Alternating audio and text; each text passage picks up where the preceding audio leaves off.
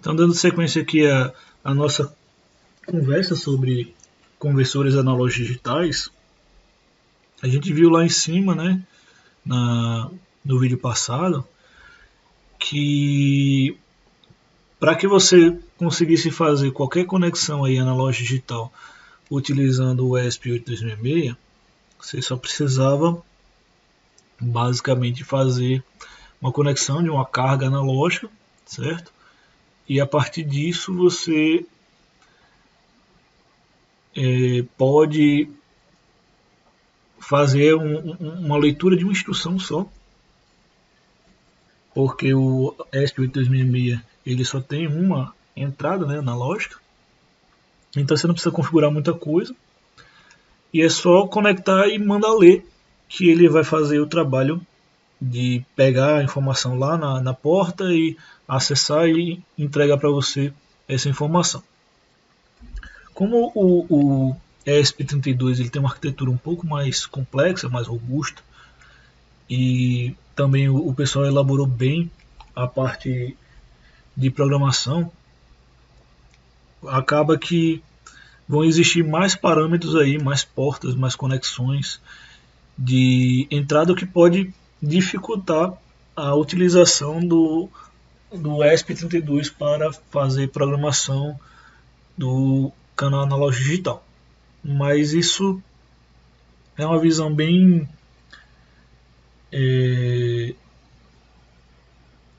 superficial, né? Uma vez que você entende a estrutura de utilização do ESP32, você consegue melhorar um pouco esse entendimento.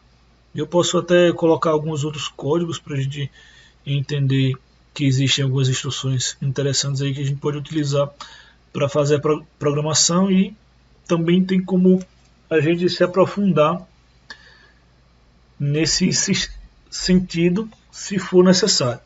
Em princípio eu vou passar o básico do básico, certo? Mas, por exemplo, se você quiser fazer uma rotina de tempo mais rápida, por exemplo, você não vai usar essa estrutura que eu estou colocando, vai ter que mudar um pouco a estrutura, vai ter que dar uma olhada como é que funciona o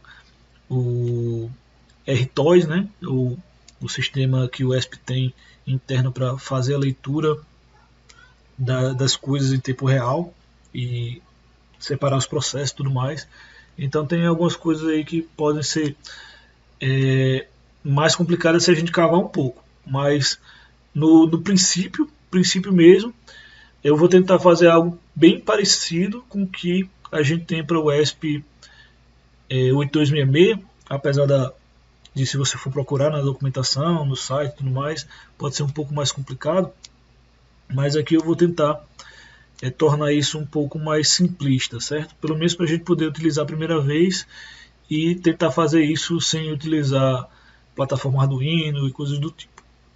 Então, vamos falar aqui primeiramente sobre os pinos, né? O que a gente pode fazer, o que a gente não pode fazer e tudo mais. Então, o ESP32 ele tem 18 canais, certo? De 12 bits responsáveis por receber um sinal analógico. O que isso significa? Significa que você vai ter aqui 2 elevado a 12 números.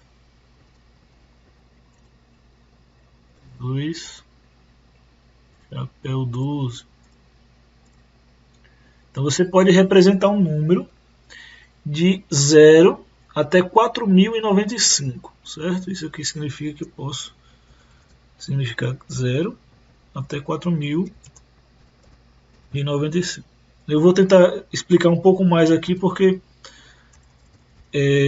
nosso foco, vou tentar focar no ESP32 mais do que o 8266, certo? E também porque ele tem alguns mundos aqui mais complicados, né? Mais traiçoeiros. Então o que isso significa? O que significa ter 12 bits no ESP32? Então se você observar lá, eu estou falando aqui, né, que a a característica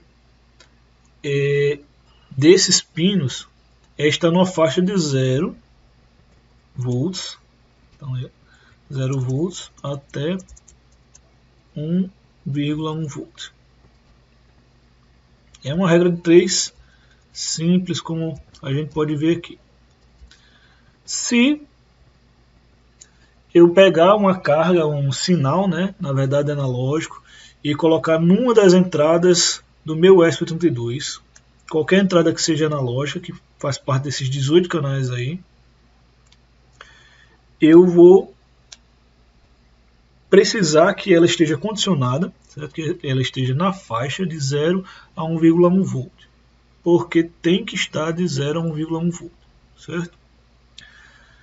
O que isso implica agora no jogo, né, do bicho?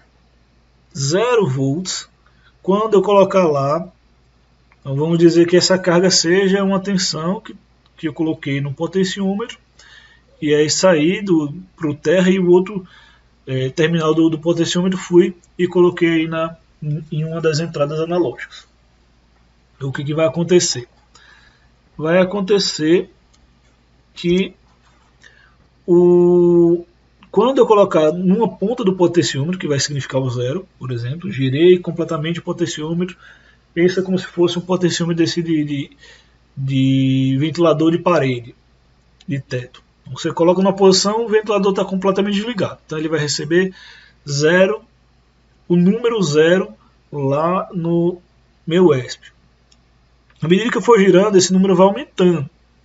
E aí quando o meu potenciômetro sinalizar 1,1 volt, que é o máximo que o ESP pode receber, lá dentro o número que vai ficar contando para o ESP 32 é o número 4095. Então ele vai pegar essa faixa de valores, né, e vai dividir em 4096 partes. Então ele tem uma resolução ali boa, né? Então eu consigo aqui pegar aqui dividido por, quer dizer, 1.1 dividido por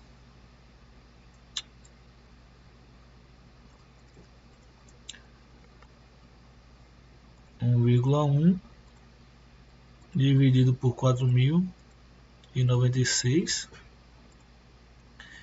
Então ele consegue pegar aí na casa do 0,0002 volts, né? Então aqui, se a gente pensar em milivolts, ele consegue pegar 0,2327, né? 0,27 milivolts de precisão. Então qualquer variação abaixo de 0,27 milivolts, ele não vai conseguir pegar, ele não vai conseguir receber essa informação no meu ESP. Mas se houver uma variação maior do que isso, ele conseguirá captar, e aí vai sinalizar na forma de um acréscimo ou decréscimo no valor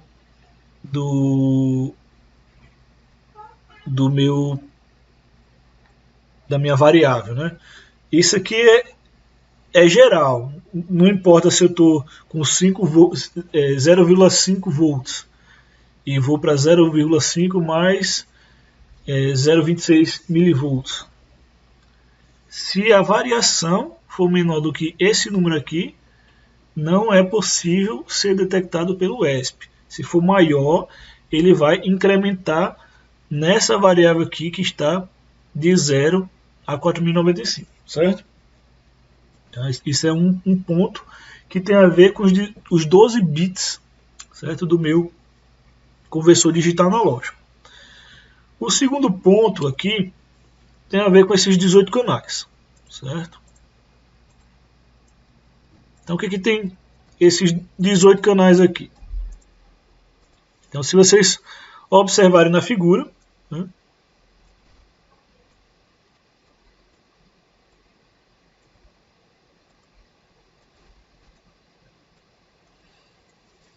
nós temos 18 canais. Então, se você observar, eles são divididos em duas partes, certo? ADC0 e ADC, quer dizer, ADC1 e ADC2.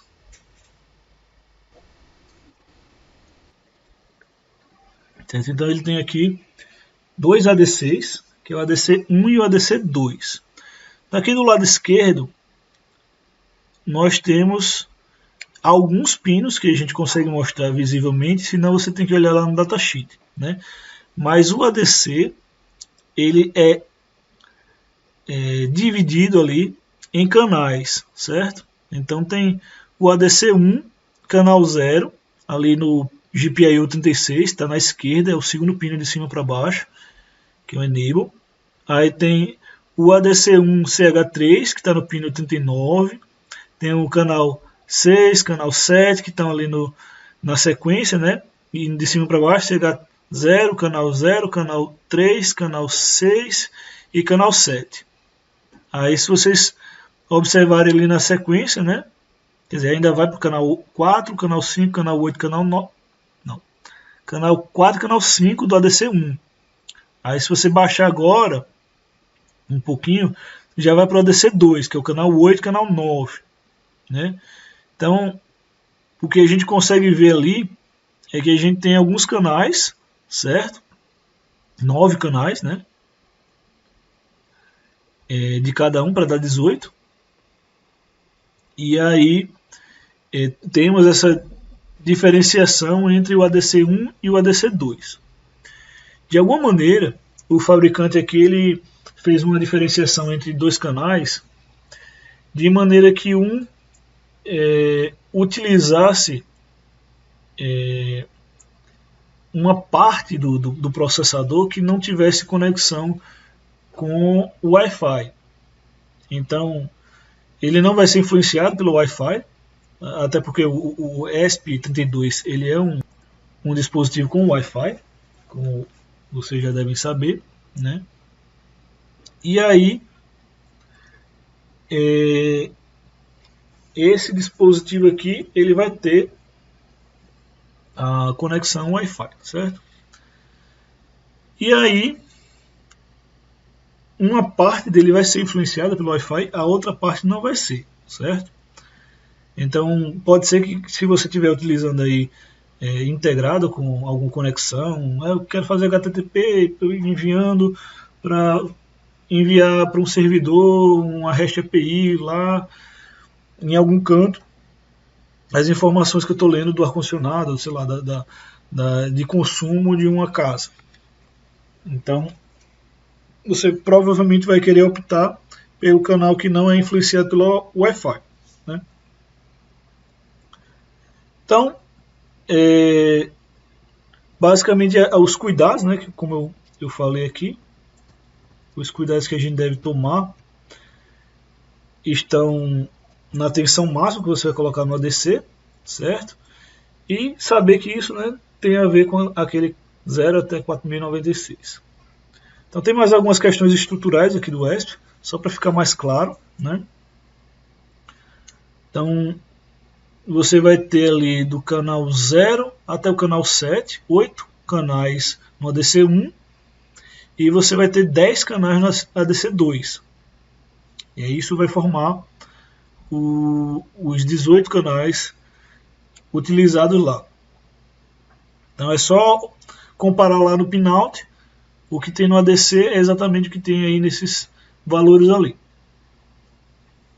Então, como eu tenho vários canais, né, estruturais ali dentro do meu ESP, eu vou precisar de alguma maneira programar para acessar o canal, saber qual pino que eu estou utilizando, certo?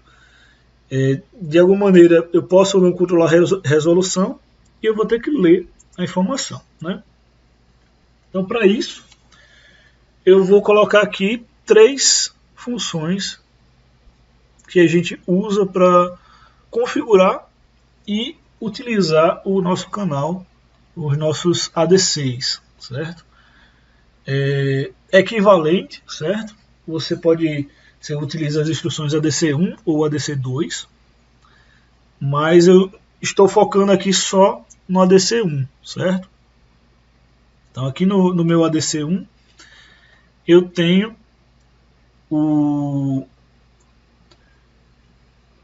uma configuração que vai dizer o seguinte: quantos bits de resolução eu vou querer para converter o meu sinal em digital. Eu já falei isso, né, lá em cima, quando a gente falava da teoria sobre conversores digitais analógicos. E essa teoria é bem clara no seguinte sentido, né? Quanto maior a precisão, teoricamente, eu vou precisar de mais tempo para fazer a conversão. Então 12 ali seria utilizando todos os registradores que eu tenho dedicados para DC, isso teoricamente iria ocupar a maior quantidade de tempo na conversão. Se eu colocar um valor menor, e se a gente usar a IDE correta, né, a gente pode fazer com que essa configuração seja simplificada, certo? E aí a gente vai ter acesso a outros bits ali, saber qual é o bit máximo e o bit mínimo que ele tem. Então, a primeira coisa que eu tenho que saber fazer, né, é configurar qual é a precisão que eu vou utilizar, minha resolução no meu ADC. Segunda coisa ali, eu configuro o canal que eu vou utilizar e a taxa de atenuação do meu sinal. Seguinte, como eu falei antes, né, a gente é possível trabalhar numa faixa de 0 a 1 volt. Mas existe uma configuração interna do ESP que me permite trabalhar com uma tensão maior do que ela. Acho que eu posso trabalhar até 3,9 volts, se eu não me engano. Mas vamos assumir que é os 3,3 a tensão de alimentação. Só que para eu fazer isso, e é exatamente por isso que eu coloco sempre as tensões mais baixas, para eu fazer isso eu preciso configurar. Então eu já coloco lá 1,1 volt, porque normalmente, se a gente não se atentar a isso, a gente pode queimar a entrada analógica do nosso microcontrolador, certo? Então eu já coloco a tensão mínima necessária, porque aí quando eu faço na aula os testes, eu digo, pessoal, a gente usa a tensão mínima quando vocês estiverem mais acostumados, quando vocês souberem utilizar o microcontrolador e tudo mais, aí a gente flexibiliza, né? Então, aqui, para eu configurar, eu configuro duas coisas. Eu digo qual é o canal que eu vou utilizar e qual é a atenuação desse canal. Então eu posso dizer assim, olha, eu quero utilizar, para fazer a leitura agora, o canal 6 do ADC. Então se você for considerar o canal 6, aí você volta aqui, nessa imagem. Quem é o canal 6? O canal 6 é o GPIO 34, certo? Que ele é 1, 2, 3, 4, o quarto pino da esquerda. Você tem ali o canal 6. Então se você conectar ali no canal 6, por exemplo,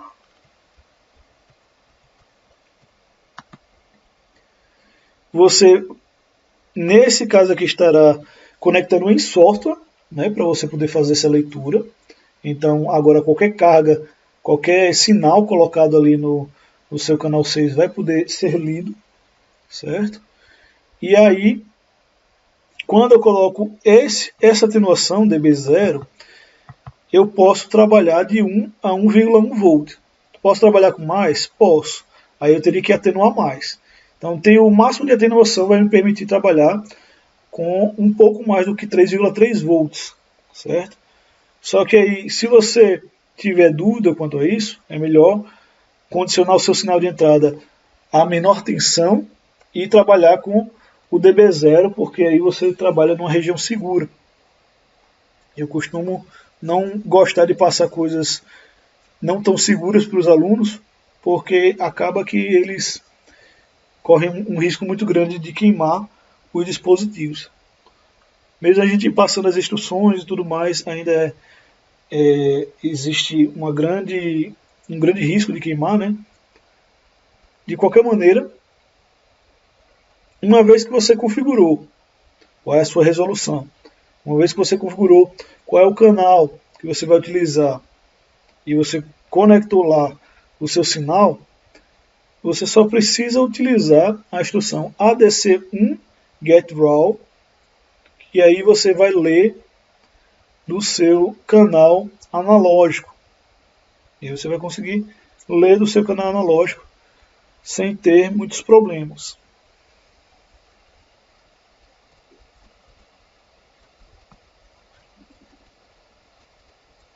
Então aqui é um Hello World utilizando o seu ADC no ESP32. Então é bem simples, você só precisa fazer todos os includes necessários, né?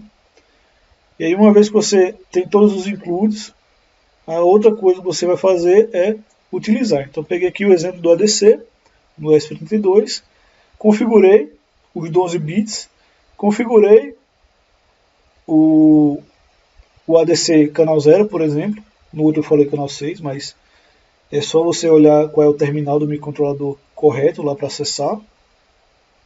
E aí, depois de ter feito isso, você só precisa utilizar o ADC getRaw ali depois do while, que está dentro do printf. Não precisa nem usar variável se não quiser.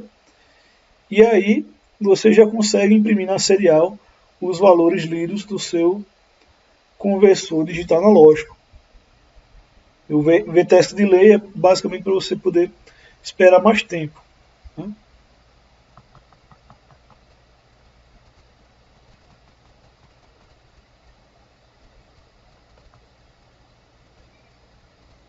Então, algo que poderia ser feito aqui, né?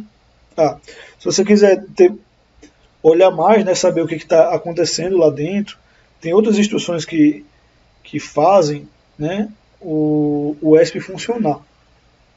E aí uma delas, né, das bibliotecas é o ADC.h, que está dentro da pasta driver, e tem uma outra pasta lá dentro do include, que é basicamente o componente do ESP específico, que você pode chamar a função ESP ADC-call.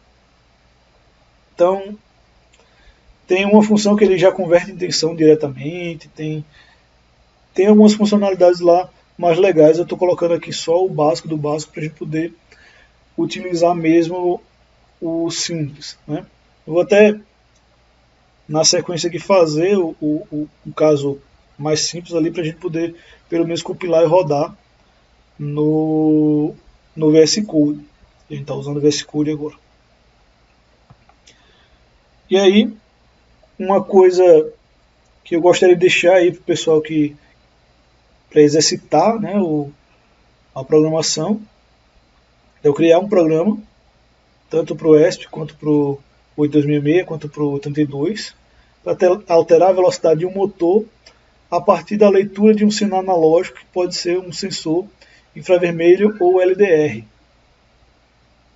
Então, a ideia é que a gente seja capaz aí de juntar o analógico digital com o PWM, assim como juntar o analógico digital para fazer um controle do motor de passo, servomotor, qualquer um daqueles motores que a gente já tentou fazer o código nos vídeos passados, juntar as duas coisas para fazer um único programa, né? Então, você teria um sensor LDR ou um infravermelho, que são sensores que, por exemplo, você pode ver a distância, você pode medir a distância de uma luz ou alguma coisa desse tipo. E baseado nisso, né, nessa distância ou intensidade de luz, a gente conseguiria aumentar ou diminuir a velocidade do motor, certo? Então é interessante que isso aqui conseguisse ser feito, certo? Atualmente a gente está limitado pela pandemia, né? Mas em algum momento a gente vai trabalhar isso melhor E aí eu vou poder pelo menos montar algum kit ou alguma coisa assim para a gente poder ver como é que é o funcionamento e aplicar um programa desse. Posso até tentar fazer algo parecido aqui, para que a gente consiga fazer o programa e já botar para rodar, certo? Então, no próximo vídeo eu vou jogar aqui o programa lá do ESP32 e dar uma ideia de como é que a gente consegue fazer essa programação com o LDR e o motor. Então, fica aí para o próximo vídeo.